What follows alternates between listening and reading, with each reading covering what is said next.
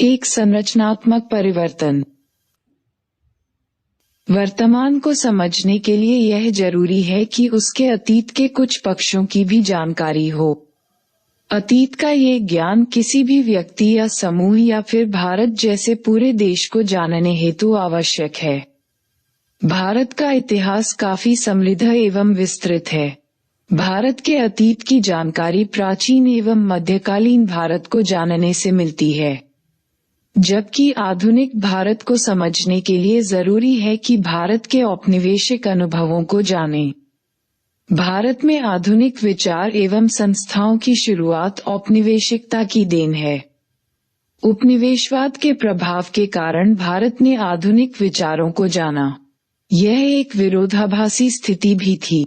इस दौर में भारत ने पाश्चात्य उदारवाद एवं स्वतंत्रता को आधुनिकता के रूप में जाना। वहीं दूसरी ओर इन पश्चिमी विचारों के विपरीत भारत में ब्रितानी उपनिवेशवादी शासन के अंतर्गत स्वतंत्रता एवं उदारता का अभाव था।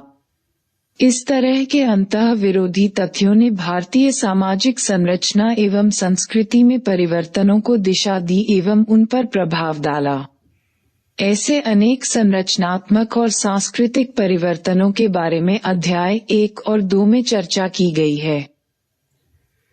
अगले कुछ पाठों में ये बात साफ उभर कर आएगी कि किस प्रकार भारत में सामाजिक सुधार और राष्ट्रीय आंदोलन, हमारी विधि व्यवस्था, हमारा राजनीतिक जीवन और संविधान, हमारे उद्योग एवं कृषि, हमारे नगर और हमारे गांव, इन सब पर उपनिवेशवाद के विरोधाभासी अनुभवों का गहरा प्रभाव पड़ा। उपनिवेशवाद के साथ हमारे इन विरोधाभासी संबंधों का प्रभाव आधुनिकता पर भी पड़ा। इसके कुछ उदाहरण जो हम अपने आम जीवन में पाते हैं वे इस प्रकार हैं। हमारे देश में स्थापित संसदीय, विधि एवं शिक्षा व्यवस्था ब्रिटिश प्रारूप व प्रतिमानों पर आधारित है। यहाँ तक कि हमारा सड़कों पर बाएं चलना भी ब्रिटिश अनुकरण है। सड़क के किनारे रेहड़ी व गाड़ियों पर हमें ब्रेड ऑमलेट और कटलेट जैसी खाने की चीजें आमतौर पर मिलती हैं। और तो और एक प्रसिद्ध बिस्कुट निर्माता कंपनी का नाम भी ब्रिटेन से संबद्ध है।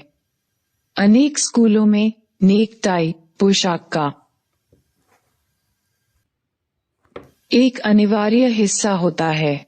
कितनी पाश्चात्यता है हमारे दैनिक जीवन में उपयोग में आने वाली इन चीजों में हम प्रायः पश्चिम की प्रशंसा करते हैं, लेकिन अक्सर विरोध भी करते हैं। ऐसे बहुत से उदाहरण हमें अपनी रोजमर्रा की जिंदगी में देखने को मिलते हैं। इन उदाहरणों से पता चलता है कि ब्रिटिश उपनिवेशवाद अब भी हमारे जीवन का एक जटिल हिस्सा है।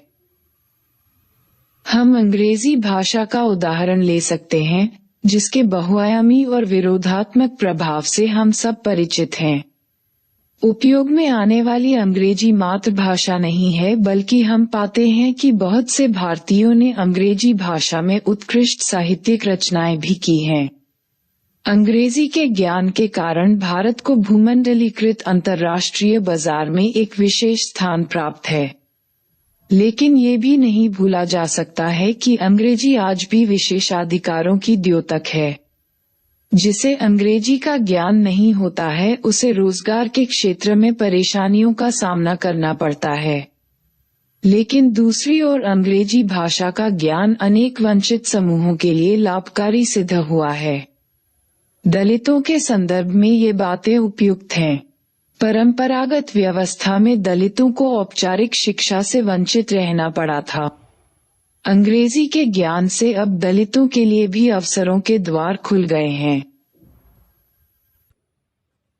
इस अध्याय में हमने उन अनेक संरचनात्मक परिवर्तनों का उल्लेख किया है जो उपनिवेशवाद के कारण आए। अब हम इस जानकारी के बाद उपनिवेशवाद को एक संरचना एवं व्यवस्था के रूप में समझेंगे। उपनिवेशवाद ने राजनीतिक, आर्थिक एवं सामाजिक संरचना में नवीन परिवर्तन उत्पन्न किए। इस अध्याय में हम 2 संरचनात्मक परिवर्तनों, औद्योगिकरण एवं नगरीकरण की चर्चा करेंगे। हमारे विवेचन का मुख्य केंद्र तो विशिष्ट औपनिवेशिकतावाद होगा, पर साथ ही हम स्वतंत्र भारत में हुए विकास का भी उल्लेख करेंगे। इन सभी संरचनात्मक परिवर्तनों के साथ सांस्कृतिक परिवर्तन भी हुए, जिनकी चर्चा हम अगले अध्याय में करेंगे। हालांकि इन दोनों परिवर्तनों को अलग करना बहुत कठिन है, फिर भी आप देखेंगे कि संरचनात्मक परिवर्तनों की चर्चा कैसे सांस्कृतिक परिवर्तनों को सम्मिलित किए बिना कठिन है। 1.1 उपनिवेशवाद की समझ। एक स्तर पर एक देश के द्वारा दूसरे देश पर शासन को उपनिवेशवाद माना जाता है। आधुनिक काल में पश्चिमी उपनिवेशवाद का सबसे ज्यादा प्रभाव रहा है। भारत के इतिहास से यह स्पष्ट होता है कि यहाँ काल और स्थान के अनुसार विभिन्न प्रकार के समूहों का उन विभिन्न क्षेत्रों पर शासन रहा जो आज के आधुनिक भारत को निर्मित करते हैं। लेकिन औपनिवेशिक शासन किसी अन्य शासन से अलग और अधिक प्रभावशाली रहा। इसके कारण जो परिवर्तन आए वह अत्यधिक गहरे और भेदभावपूर्ण रहे हैं। इतिहास ऐसे उदाहरणों से भरा पड़ा है जिसमें दूसरे देश के क्षेत्रों पर कब्जा करके राजनीतिक क्षेत्र का विस्तार किया गया। ऐसे अनगिनत उदाहरण हैं जिसमें कमजोर लोगों पर शक्तिशाली लोगों ने शासन किया। लेकिन गौर करने वाली बात यह है कि पूंजीवाद के आने से पहले के साम्राज्य और पूंजीवादी दौर के शासन में गुणात्मक अंतर है। पूर्व पूंजीवादी शासन प्रभुत्व से लाभ प्राप्त कर सके जो उनके निरंतर शासन अथवा विरासत से व्यक्त होता है। कुल मिलाकर पूर्व पूंजीवादी शासक समाज के आर्थिक आधार में हस्तक्षेप नहीं कर सके। उन्होंने परंपरागत आर्थिक व्यवस्थाओं पर कब्जा करके अपनी सत्ता को बनाए रखा। अलवी एवं शानिन। इसके विपरीत ब्रितानी उपनिवेशवाद पूंजीवादी व्यवस्था पर आधारित था। इसने प्रत्यक्ष रूप से आर्थिक व्यवसाय में बड़े पैमाने पर हस्तक्षेप किए, जिनसे ब्रितानी पूंजीवाद का विस्तार हुआ और उसे मजबूती मिली। उदाहरण के लिए भूमि संबंधी नियमों को लें। ब्रितानी उपनिवेशवाद ने केवल भूमि स्वामित्व के नियमों को ही नहीं बदला, अपितु ये भी निर्धारित किया कि कौन सी फसल उगाई जाए और कौन सी नहीं। इसने उत्पादन क्षेत्र को भी नहीं छोड़ा। वस्तुओं के उत्पादन की प्रणाली और उनके वितरण के तरीकों को भी बदल दिया। यहाँ तक कि ब्रिटिश उपनिवेशवाद ने ब्रिटिश पूंजीवाद के प्रसार के लिए जंगलों को भी नहीं छोड़ा। उन्होंने पेड़ों की कटाई और बागानों में चाय की खेती की शुरुआत कराई। जंगल को नियंत्रित एवं प्रशासित करने के लिए अनेक कानून भी बनाए। इससे जंगल पर आश्रित गढ़रिये व ग्रामीण लोगों के जीवन में परिवर्तन आए। नए औपनिवेशिक कानूनों के अंतर्गत ग्रामीणों, चरवाहों व गढ़रियों का जंगलों में आना जाना प्रतिबंधित कर दिया गया। अब जंगल से भेड़ बकरियों, गाय भैंसों आदि पशुओं के लिए चारा इकट्ठा करना दुर्लभ हो गया। नीचे दिए गए बॉक्स में संक्षेप में बताया गया है कि किस प्रकार औपनिवेशिक कानून, विशेषकर जंगलों से संबंधित कानून ने पूर्वोत्तर भारत पर प्रभाव डाला। इस संदर्भ में पूर्वोत्तर भारत में जंगल से संबंधित औपनिवेशिक नीतियां उल्लेखनीय हैं।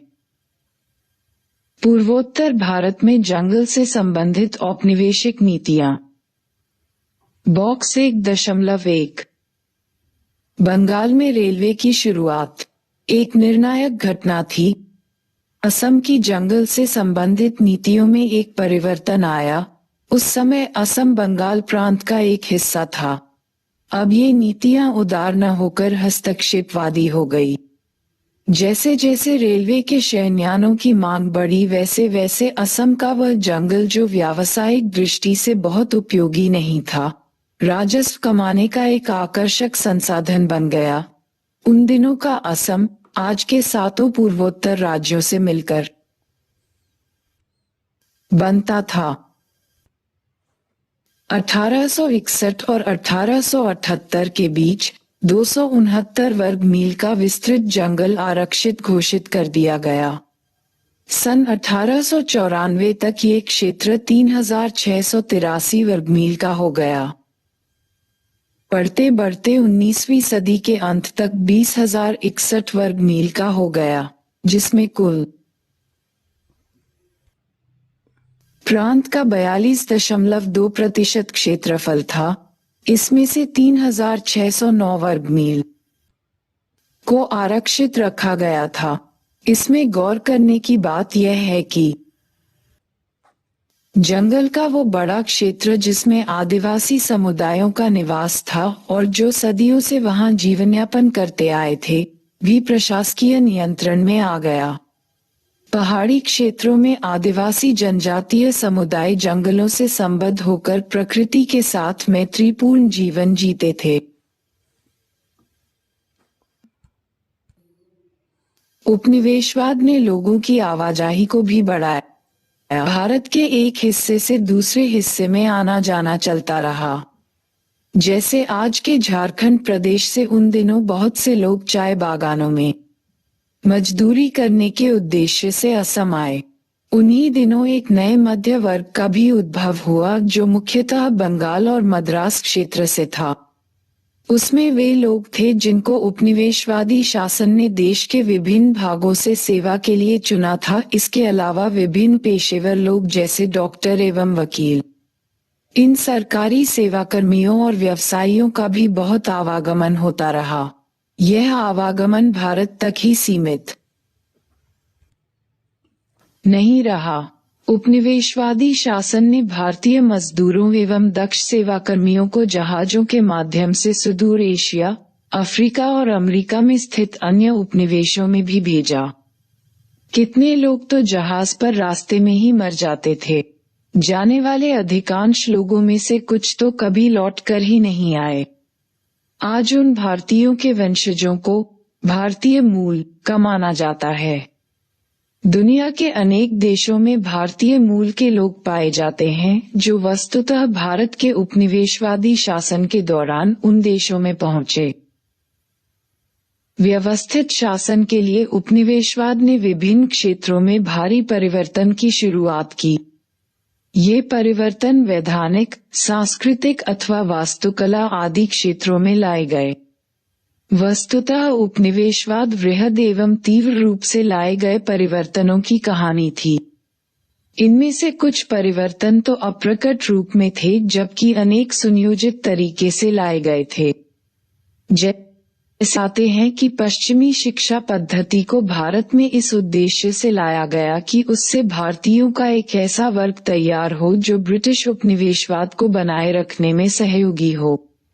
लेकिन हम ये भी पाते हैं कि यही पश्चिमी शिक्षा पद्धति राष्ट्रवादी चेतना एवं उपनिवेश विरोधी चेतना का माध्यम बनी। उपनिवेशवाद के आयामों व तीव्रता को समझने के लिए यह आवश्यक है कि पूंजीवाद की संरचना को समझा जाए। पूंजीवाद ऐसी आर्थिक व्यवस्था है जिसमें उत्पादन के साधन का स्वामित्व कुछ विशेष लोगों के हाथों में होता है और इसमें ज्यादा से ज्यादा मुनाफा कमाने पर जोर दिया जाता है। कक्षा 12 की पहली पाठ्य पुस्तक भारतीय समाज में पूंजीवादी बाजार के बारे में विस्तार से चर्चा की जा चुकी है। पश्चिम में पूंजीवाद का प्रारंभ एक जटिल प्रक्रिया के फलस्वरूप हुआ।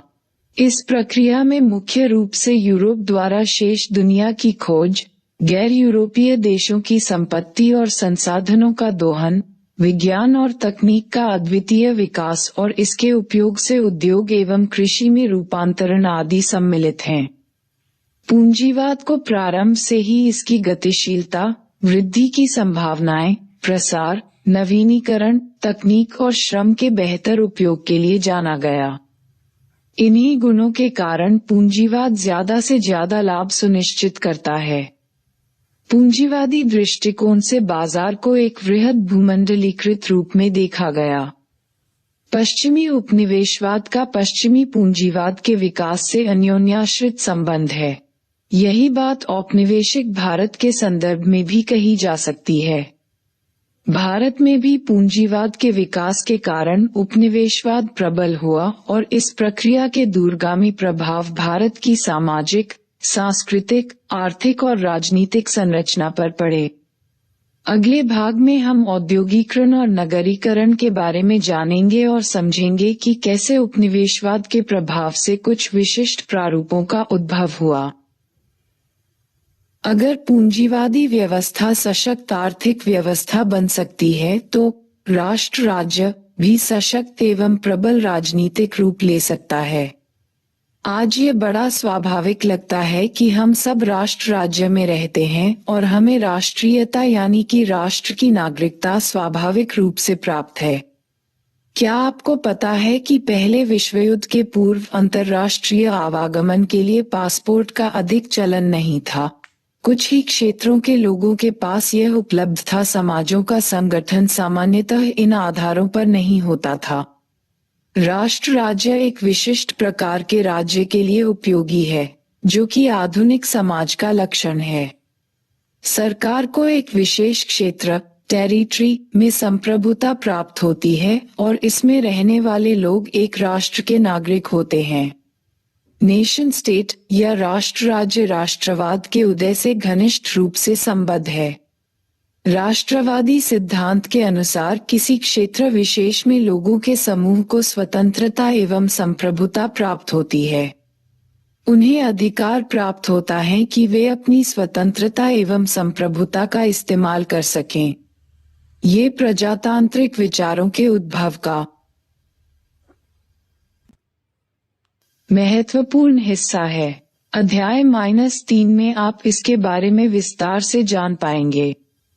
आपको आश्चर्य हो रहा होगा कि उपनिवेशवाद और राष्ट्रवाद के सिद्धांत तथा प्रजातांत्रिक अधिकार के बीच विपरीतार्थक संबंध है। हमने जाना है कि उपनिवेशवाद का मतलब साधारणतः विदेशी शासन जैसे भारत में ब्रिटिश शासन से है, जबकि इसके विपरीत राष्ट्रवाद का निर्देश था कि भारत के लोग या किसी भी उपनिवेशीय समाज के लोगों को संप्रभु होने का समान अधिकार है। भारतीय राष्ट्रवादी नेताओं ने इस विरोधाभास को सही समय पर समझा। उन लोगों ने घोषणा कर दी कि स्वाधीनता उनका जन्मसिद्ध अधिकार है और वे राजनीतिक एवं आर्थिक स्वाधीनता के लिए लड़ें। 1.2 नगरीकरण और औद्योगिकरण। औपनिवेशिक अनुभव। औद्योगिकरण का संबंध यांत्रिक उत्पादन के उदय से है, जो शक्ति के गैरमानवीय संसाधन जैसे वाष्प या विद्युत पर निर्भर होता है। बहुत सारी पश्चिमी समाजशास्त्रीय पुस्तकों में ये बताया गया है कि अति विकसित परंपरात्मक सभ्यताओं में भी खेत या जमीन पर उत्पादन से संबंधित कार्य करने के लिए अधिकाधिक मानवों की आवश्यकता होती थी। अपेक्षाकृत निम्न तकनीकी विकास की वजह से बहुत ही कम लोग कृषि के कार्य से अतिरिक्त कुछ अन्य आसान व्यवसाय कर सकते थे। इसके विपरीत औद्योगिक समाजों में ज्यादा से ज्यादा रोजगार वृत्ति में लगे लोग कारखानों, ऑफिसों और दुकानों में कार्य करते हैं।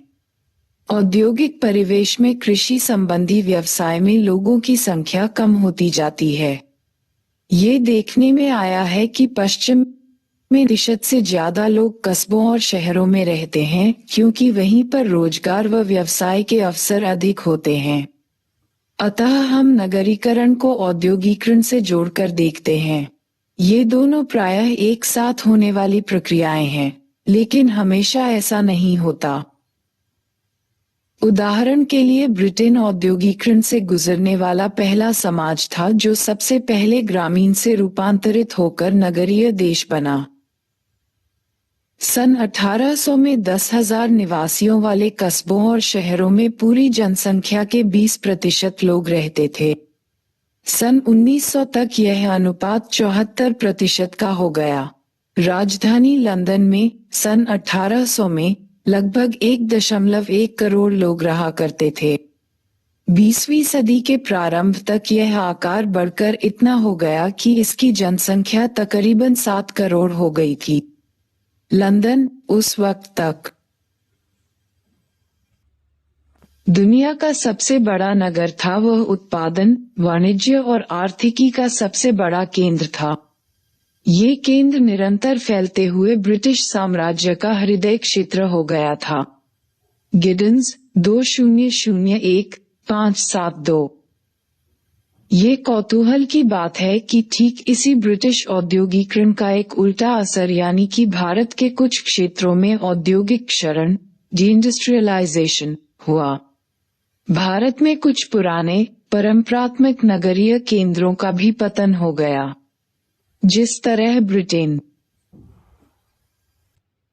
में उत्पादन व निर्माण में चढ़ाव आया, उसके विपरीत भारत में गिरावट आई। परंपरागत ढंग से होने वाले रेशम और कपास का उत्पादन और निर्यात मैनचेस्टर प्रतियोगिता में गिरता चला गया। भारत के प्राचीन नगर जैसे सूरत और मसूलीपट्टनम जहां से व्यापार हुआ करता था, का अस्तित्व कमजोर होने लगा, जबकि आधुनिक नगर जैसे बंबई और मद्रास जो उपनिवेशवादी शासन में प्रचलित हुए, मजबूत होते गए। भारतीय राज्यों पर ब्रिटिश अधिकार के बाद तंजौर, ढाका और मुर्शिदाबाद की राजसभाओं का विघटन हो गया। फलत इन राजसभाओं के संरक्षण में कार्यरत कारीगर, कलाकार और कुलीन लोगों का भी पतन हुआ।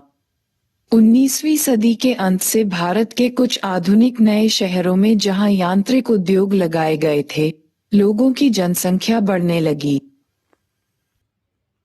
नगरों में स्थित उत्पादकों के द्वारा बनाए गए विलासिता के सामानों, ढाका या मुर्शिदाबाद की उच्च कोटि की रेशम की मांग में दरबारों के विघटन के बाद भारी कमी हो गई। ये उत्पाद जिन बाह्य बाजारों पर निर्भर थे उनका भी कमोबेश सफाया हो गया था। दूर दराज के क्षेत्रों के ग्राम शिल्प विशेषतः पूर्वी भारत के उन क्षेत्रों के अतिरिक्त जहां अंग्रेजों का प्रवेश जल्दी और सघन था, अधिक समय तक स्थिर रहे, जब तक कि रेलवे के विस्तार ने उन्हें गंभीर रूप से प्रभावित नहीं किया। ब्रिटेन में औद्योगिकरण के प्रभाव से ज्यादातर लोग नगरों में आए, लेकिन इसके विपरीत भारत में ब्रिटिश औद्योगिकरण के प्रारंभिक समय में ज्यादातर लोगों को कृषि की ओर जाना पड़ा। भारतीय जनगणना रिपोर्ट इसे स्पष्ट रूप से दर्शाती है। भारत में समाजशास्त्रीय लेखन में उपनिवेशवाद के विरोधाभासी और अनिश्चित परिणामों के बारे में अक्सर चर्चा की गई है। पश्चिमी औद्योगिकरण और उसके परिणामस्वरूप उभरे मध्यवर्ग की तुलना भारत में हुए औद्योगिकरण के अनुभवों के साथ की जाती रही है। ऐसी ही एक झलक बॉक्स में दिए गए विवरण से मिलती है। निम्नलिखित तर्क से ये भी पता चलता है कि औद्योगिकरण का मतलब केवल मशीनों पर आधारित उत्पाद ही नहीं, बल्कि यह नए सामाजिक समूहों और नए सामाजिक संबंधों के उद्भव और विकास की कहानी है। दूसरे शब्दों में ये भारतीय सामाजिक संरचना में हुए परिवर्तनों के बारे में है। ब्रिटिश साम्राज्य की अर्थव्यवस्था में नगरों की भूमिका महत्वपूर्ण थी। समुद्र तटीय नगर जैसे बंबई, कलकत्ता और मद्रास उपयुक्त माने गए थे, क्योंकि इन जगहों से उपभोग की आवश्यक वस्तुओं का निर्यात आसानी से किया जा सकता था। साथ ही यहीं से उत्पादित वस्तुओं का सस्ती लागत से आयात किया जा सकता था। औपनिवेशिक नगर ब्रिटेन में स्थित आर्थिक केंद्र और औपनिवेशिक भारत में स्थित हाशिए के बीच महत्वपूर्ण संपर्क सूत्र थे। इस प्रकार ये नगर भूमंडलीय पूंजीवाद के ठोस उदाहरण थे। उदाहरण के रूप में औपनिवेशिक भारत में बंबई को इस प्रकार सुनियोजित ढंग से विकसित किया गया था कि सन 1900 तक भारत की 1/3 कच्ची कपास को जहाज से भेजा जा चुका था। कोलकाता से जूट, पटसन का निर्यात होता था, जबकि चेन्नई से कहवा, चीनी, नील और कपास ब्रिटेन को निर्यात किया जाता था। औपनिवेशिक काल के नगरीकरण में पुराने शहरों का अस्तित्व कमजोर होता गया और उनकी जगह पर नए औपनिवेशिक शहरों का उद्भव और विकास हुआ। कोलकाता, उन दिनों का कलकत्ता, ऐसा पहला नगर था। सन 1690 में एक अंग्रेज व्यापारी, जिसका नाम जॉब चारनॉक था, ने हुगली नदी के तट से लगे 3 गांवों कोलिकाता, गोविंदपुर और सुतानुती को पट्टे पर लिया। उसका उद्देश्य उन तीनों गांवों में व्यापार के अड्डे बनाना था। हुगली नदी के किनारे ही सन 1698 में फोर्ट विलियम की स्थापना रक्षा और सैन्य बल को गठित करने के उद्देश्य से हुई। फोर्ट और उसके आसपास का खुला क्षेत्र, जिसे मैदान कहते थे, जहां सैन्य बलों के डेरे थे, कलकत्ता नगर का केंद्र बना। इसी केंद्र से नगर का प्रसार हुआ। चाय की बागवानी। हम अब तक जान चुके हैं कि भारत में औद्योगिकरण और नगरीकरण उस प्रकार नहीं हुआ जैसे ब्रिटेन में हुआ। इसकी वजह औद्योगिकरण की देर से हुई शुरुआत नहीं थी, बल्कि यहाँ के प्रारंभिक औद्योगिकरण और नगरीकरण पर औपनिवेशिक शासन चलता था, जो अपने ही हितों को देखता था। हम विभिन्न उद्योगों के बारे में यहाँ विस्तार से चर्चा नहीं करेंगे। हम केवल चाय की बागवानी को उदाहरण के रूप में ले लेंगे। आधिकारिक रिपोर्ट से पता चलता है कि औपनिवेशिक सरकार गलत तरीकों से मजदूरों की भर्ती करती थी और उनसे बलपूर्वक काम लिया जाता था। ब्रिटिश व्यवसायियों के लिए सरकारी बल का प्रयोग कर बागानों में मजदूरों से सस्ते में काम कराया जाता था। कथा साहित्य एवं अन्य स्रोतों से बागान में काम करने वालों के जीवन से संबंधित जानकारी प्राप्त होती है। वास्तव में औपनिवेशिक प्रशासन कर चलते थे कि बागान वालों को फायदा पहुंचाने के लिए मजदूरों पर कड़े से कड़ा बल प्रयोग किया जाए। वे इस तथ्य से पूर्णतः अवगत थे कि औपनिवेशिक देश में चलाए गए नियम कानून अलग हो सकते हैं और यह जरूरी नहीं है कि ब्रिटिश उन प्रजातांत्रिक नियमों का निर्वाह औपनिवेशिक देश में भी जो ब्रिटेन में लागू होते थे। श्रमिकों का चयन और नियुक्ति किस प्रकार होती थी? सन 1851 में चाय उद्योगों की भारत में शुरुआत हुई। ज्यादातर चाय के बागान असम में थे। सन 1903 तक 4,79,000 स्थायी और 93,000 अस्थायी लोगों को यहाँ काम पर रखा गया था। चूंकि असम की जनसंख्या सघन नहीं थी और चाय के बागान निर्जन पहाड़ी क्षेत्रों में स्थित थे, इसलिए बड़ी संख्या में श्रमिकों को दूसरे प्रांतों से लाया गया था। लेकिन दूरदराज से हजारों मजदूरों को लाकर ऐसी जगह पर रखने में जहां की आबोहवा स्वास्थ्य के प्रतिकूल थी, यहां तक कि विचित्र प्रकार के बुखारों का प्रकोप था, इलाज में अत्यधिक खर्चा होता था और इस खर्चे के लिए बागानों के मालिक और ठेकेदार सहमत नहीं थे। सही तरीके से मजदूरों को लाना खर्चीला होता, इसलिए ब्रिटिश व्यावसायिकों ने सरकारी ताकत का सहारा लिया। ऐसे कानून बनाए गए कि गरीब मजदूरों के पास कोई विकल्प नहीं बचा। असम के चाय के बागानों के लिए मजदूरों की नियुक्ति बरसों तक होती रही।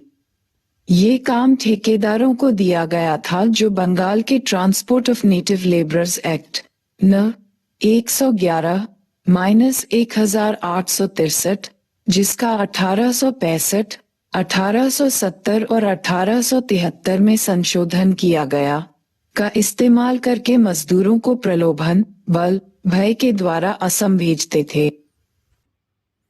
कर्जन के भाषण 2 से पृष्ठ 238-9। बॉक्स 1.7। असम जाने वाले मजदूर दरअसल दस्तावेज इकरारनामे के तहत कई सालों के लिए वहां गए थे। सरकार की तरफ से उन मजदूरों को दंडित करने का प्रावधान किया था जो समझौते के पट्टे के अनुसार व्यावसायिक शर्तें पूरी नहीं करते थे। इस पक्ष को स्पष्ट करते हुए कानून के सदस्य टी. रालेग ने जब सन 1901 में श्रम एवं उत्प्रवासी विधेयक 1901 असम लेबर एंड इमिग्रेशन के बारे में बोलते हुए कहा था कि पट्टे पर लिए गए मजदूरों को ये कानून विधिवत रूप से निर्देश देता है कि वह 4 साल के लिए असम में मजदूरी करने के अलावा कुछ नहीं कर सकते। अगर कोई मजदूर इस निर्देश का पालन करने में विफल रहता है तो उसे जेल हो सकती है। इस प्रकार की शर्तें मालिक मजदूर से संबंधित साधारण कानूनों में नहीं होती हैं। लेकिन हमने ब्रिटिश भारत में असम के चाय बागानों के मालिकों ने सुविधा और फायदे के लिए इस प्रकार की शर्तों को कानून का हिस्सा बनाया है। तथ्य यही है कि इस कानून का मुख्य उद्देश्य बागान वालों को फायदा पहुंचाना है, न कि मजदूरों के हितों को ध्यान में रखना। ICP 1901 अंक XL पृष्ठ 133, संदर्भ चंद्रा 1966 361-2। बॉक्स 1.6 और 1.7 के लिए अभ्यास। ऊपर दिए गए बॉक्सों को पढ़ें और चर्चा करें। ग्रेटर देन कार्य को नियंत्रित करने में औपनिवेशिक सरकार और इसके प्रशासकों की भूमिका। ग्रेटर देन ब्रिटिश चाय बागान मालिकों की सहायता के लिए ब्रिटिशों की राय। पता लगाएं कि इन श्रमिकों के वंशज की क्या भूमिका रही है और वे कहां रह रहे हैं। मजदूरों के बारे में जानने के आवश्यक है कि मालिकों, बागान वालों के बारे में जानें। बागानों के मालिक कैसे रहते थे। सामान की लदाई और उतारने के लिए पर्वतपुरी एक अहम जगह थी। जब भी भाप छोड़ते पानी के स्टीमर किनारे से लगते, आसपास के बागानों के मालिक अंग्रेज और उनकी मेम जहाज से उतरते। वैसे तो उनके बगीचे दूरदराज थे और उन्हें एकांत में ही रहना पड़ता था, लेकिन उनकी जीवन शैली में भोग विलास की चमक भरपूर थी। उनके विशाल बंगले मजबूत लकड़ी के पट्टों पर स्थित और घिरे हुए थे ताकि जंगली जानवर वहां न आ पाएं। राजसी बंगले के चारों ओर मखमली बाग थे जिनकी रौनक में रंग बिरंगे फूलों की कतार थी। उन गोरे साहबों ने कितने ही स्थानीय लोगों को विशेष ट्रेनिंग देकर बेहतर सेवा देने लायक बना दिया था। माली, बावर्ची और घरेलू कामकाज करने वाले नौकरों की कैफियत देखते बनती थी। नौकरों की सेवा की वजह से उन विशाल बंगलों के बरामदे और एक एक सामान दूर से ही चमकते थे। सारी जरूरत की चीजें साफ सफाई के पाउडर से लेकर परिष्कृत कांटे, सेफ्टी पिन से लेकर चांदी के बर्तन तक, नॉटिंघम के किनारे वाले टेबल क्लॉथ से लेकर नहाने के साबुन तक, सब कुछ जहाज से आते थे। बड़े बड़े नहाने के टब जो कि विशाल नहाने के कमरे में रखे जाते थे, जिन्हें कि हर दिन सवेरे बिश्ती बंगले के कुएं के पानी से भर देता था, वे भी वास्तव में स्टीमर से ही आते थे। फुकन। स्वतंत्र भारत में औद्योगिकरण। पहले के भागों में हमने जाना था कि भारत में औद्योगिकरण और नगरीकरण में औपनिवेशिक शासन की भूमिका महत्वपूर्ण थी। इस भाग में हम संक्षेप में जानेंगे कि औद्योगिकरण को स्वतंत्र भारत की सरकार ने सक्रिय तौर पर बढ़ावा कैसे दिया। कुछ अर्थों में यह एक प्रकार की प्रतिक्रिया भी थी जिसमें स्वाधीन भारत के शासक उपनिवेशवाद के द्वारा प्रभावित हुए विकास को संजोए रखना चाहते थे। अध्याय -5 में हम भारतीय औद्योगिकरण और इसमें आए परिवर्तनों, विशेषकर सन 1990 के बाद हुए उदारीकरण के बारे में चर्चा करेंगे। क्रियाकलाप 1.3। भारतीय राष्ट्रवादियों के लिए औपनिवेशिक शासन के दौरान हुआ आर्थिक शोषण एक केंद्रीय मुद्दा। उपनिवेशवाद से पहले के भारत की जो तस्वीर कथा साहित्य आदि में दिखती थी उसमें समृद्धि और संपन्नता थी, लेकिन उपनिवेशवाद के बाद के भारत में गरीबी दिखाई देती थी। स्वदेशी आंदोलन ने भारत की राष्ट्रीय अर्थव्यवस्था के प्रति निष्ठा को मजबूत किया। आधुनिक विचारों के द्वारा लोगों ने अनुभव किया कि गरीबी को दूर किया जा सकता है। भारतीय राष्ट्रवादियों ने अनुमान लगाया कि तीव्र और वृहद औद्योगिकरण के द्वारा आर्थिक स्थिति में आवश्यक सुधार किए जा सकते हैं, जिनसे विकास और सामाजिक न्याय हो पाएगा। भारी मशीनीकृत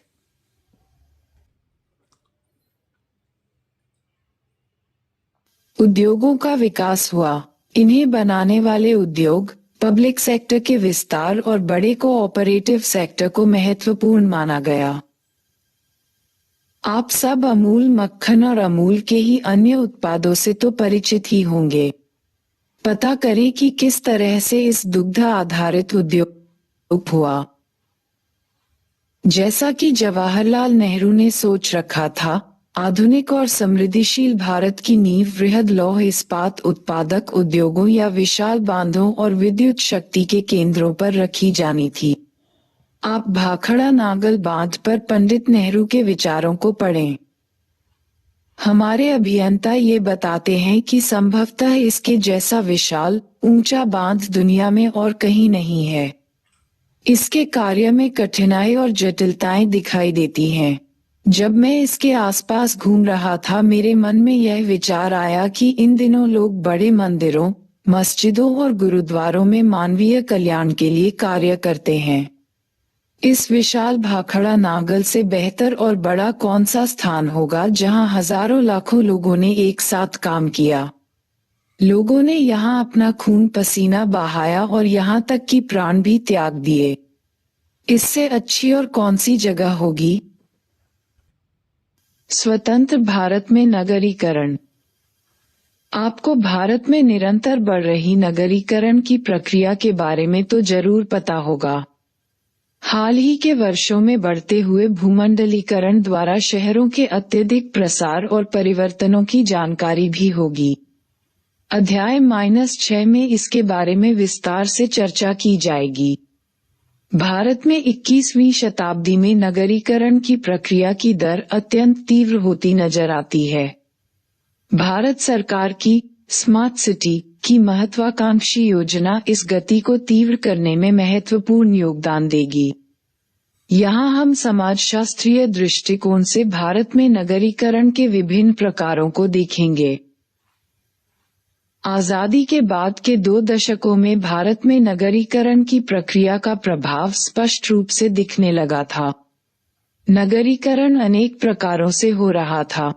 इस पर विचार व्यक्त करते हुए समाजशास्त्री M.S.A. राव ने लिखा है कि भारत के कई गांव भी तेजी से बढ़ रहे नगरीय प्रभाव में आ रहे थे। नगरीय प्रकृति का प्रभाव गांवों का शहर या नगर से कैसा संबंध है पर निर्भर करता है। उन्होंने 3 भिन्न प्रकार के नगरीय प्रभावों की स्थिति की व्याख्या की है। सबसे पहले वे गांव आते हैं जहां से अच्छी खासी संख्या में लोग दूरदराज के शहरों में रोजगार ढूंढने के लिए जाते। बॉक्स 1-0 है। वे उन शहरों में रहते हैं लेकिन उनके परिवार के सदस्य गांवों में ही रहते हैं। उत्तर मध्य भारत के एक गांव माधोपुर में 298 घरों में से 77 घर ऐसे हैं जिनके सदस्य प्रवासी हैं, जबकि 77 अप्रवासियों में से लगभग आधे ऐसे हैं जो मुंबई या कोलकाता में काम करते हैं। कुल अप्रवासियों के 75% ऐसे प्रवासी हैं जो गांव में अपने परिवार को नियमित रूप से पैसे भेजते हैं और 83% अप्रवासी प्रत्येक साल या 4 से 5 बार या 2 साल में एक बार अपने गांवों में आते हैं। बहुत सारे प्रवासी केवल भारतीय नगरों में ही नहीं बल्कि विदेशों में भी रहते हैं। जैसे कि गुजरात के गांवों के अनेक प्रवासी अफ्रीका और ब्रिटेन के शहरों में रहते हैं। इन लोगों ने अपने गांवों में आधुनिक फैशन के मकान भी बनाए हुए हैं। इन्होंने जमीन जायदाद में भी निवेश किया हुआ है तथा शिक्षण संस्थान और जनकल्याण के लिए स्थापित ट्रस्टों को भी दान दिया है। दूसरे प्रकार का शहरी प्रभाव उन गांवों में देखा जाता है जो औद्योगिक शहरों के निकट स्थित हैं। जब एक भिलाई जैसा औद्योगिक शहर उभरता है तो उसके आसपास के कुछ गांवों की पूरी जमीन उस शहर का हिस्सा बन जाती है, जबकि कुछ गांवों की आंशिक भूमि अधिग्रहित की जाती है। ऐसे शहरों में प्रवासी कामगार आते ही रहते हैं जिससे गांवों में मकानों की मांग बढ़ जाती है और बाजार का विस्तार होता है। साथ ही साथ स्थानीय निवासियों और अप्रवासियों के बीच के संबंधों को संतुलित करने की समस्या भी उत्पन्न होती है। महानगरों का उद्भव और विकास तीसरे प्रकार का शहरी प्रभाव है जिससे निकटवर्ती गांव प्रभावित होते हैं।